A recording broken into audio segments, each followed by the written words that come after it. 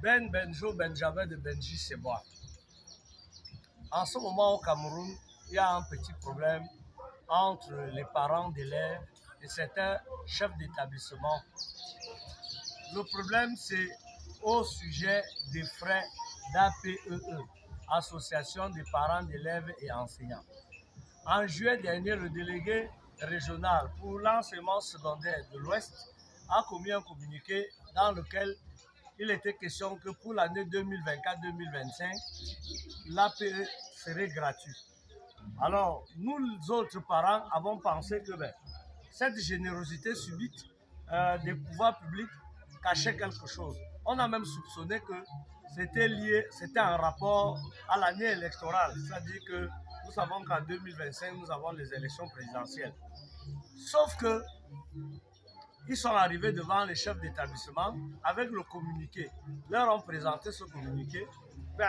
Ils ont dit que non, ce communiqué, Madame le ministre dit que c'était pour empêcher les chefs d'établissement de commencer les inscriptions avant.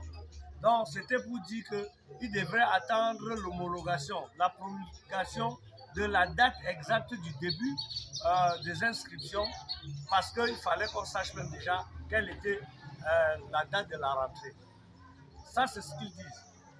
Mais je m'étonnais quand même parce que l'APE a été instituée par le chef de l'État dans un décret présidentiel.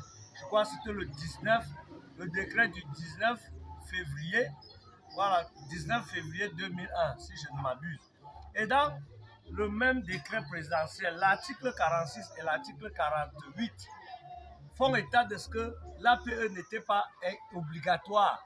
C'est-à-dire que c'est les parents qui, par leur générosité, venaient donner quelque chose pour le pays, pour soutenir, aider l'État en quelque sorte.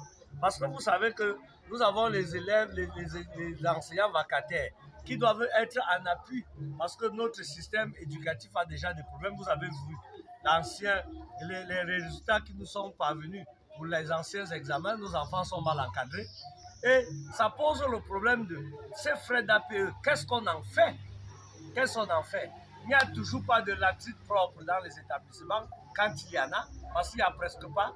Les effectifs sont toujours pléthoriques, les enfants se serrent dans les parents.